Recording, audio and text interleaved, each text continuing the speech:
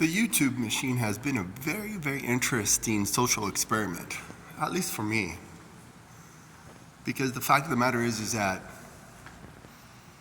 I think honestly the YouTube machine has really interrupted my life.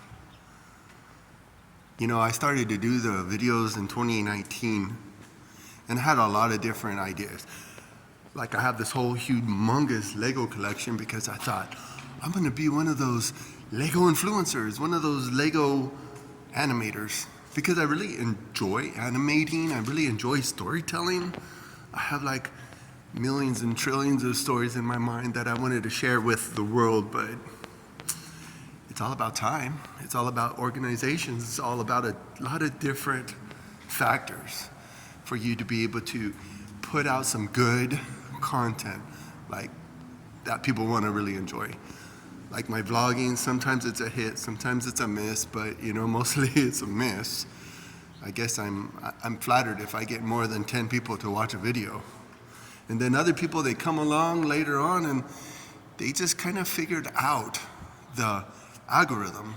And the algorithm is probably way more simple to some people than others. For me, I'm not a computer. I'm not a math genius. I can't really figure out what people want to watch, what people want to hear about. You know, you might even be in the same boat.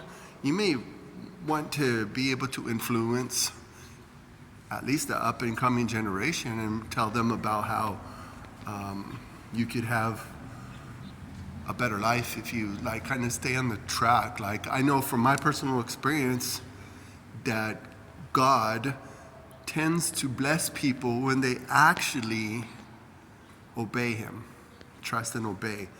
Like even though that classic church song, trust and obey, there's no other way to be happy in Jesus but to trust and obey. And of course, there's a lot of other people that like have a heart to teach. For me, I just don't really know where my mind is exactly when it comes to teaching and entertaining and all those different things that make people interested. And you could speak into other people's lives when you have something to speak about. And the YouTube machine, the internet machine and all that stuff is like there's bombarded with all kind of information.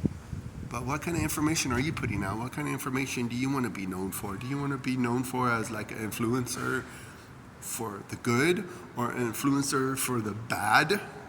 Because there are influencers out there like talking about, oh, you got to plow through all these women because if they're willing, you might as well take the opportunity. It's not your fault.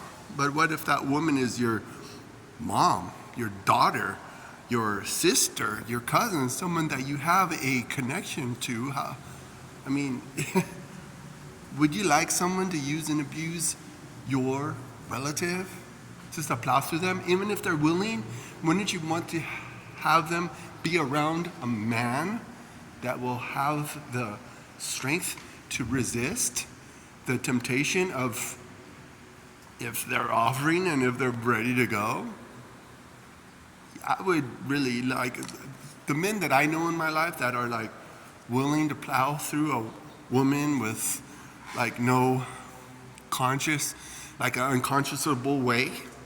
I think that's just somebody I don't really want on my team, because I want some manly men on my team, and a manly man will be able to resist the temptation and they'll be willing to wait until married, until all systems are go, and then they get to enjoy the fruit of their wait. But again, I digress like usual in all these wonderful vloggings that I do, and I am somebody that really cares about religion. I'm spiritual and religious. You know that like maybe that combination is kind of weird to some people, but I think that's a real legitimate thing to do. But then again, I like to know, how about you?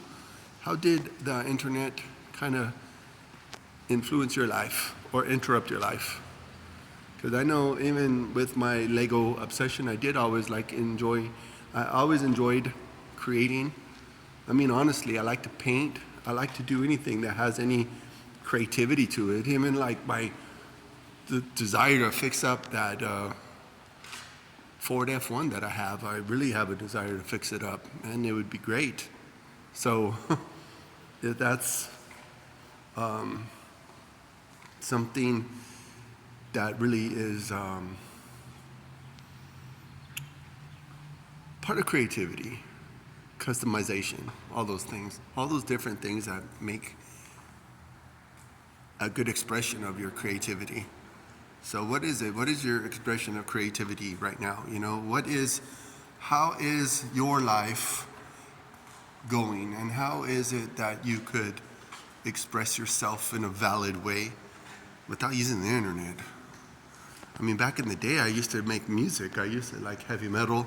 I still like heavy metal. I mean, black metal, all kind of metal. Yeah. But anyways, playing a musical instrument was a good way. I mean, a lot of, like, my sub-theme for this channel is the apocalypse and Armageddon, but how are you going to function in life when there is no internet? If that day comes, if they have a nuclear-powered electronic pulse, magnetic pulse thing, if they get enough power to it, it could disturb probably a good 5-10 miles. Are you prepared for that day? What are you prepared for anyways? Because the fact of the matter is that we all have to be prepared for something. And how has the internet affected your life? Has it affected it for good to help you kind of get your questions answered quickly? Or has it done other stuff? I mean, there's a lot of different scenarios I like to put out there, and I'd like to get a little bit of feedback from you. Do you have any feedback about my channel and what I'm doing with this channel? So again, thanks a lot. If you want, subscribe, all that business. Thanks.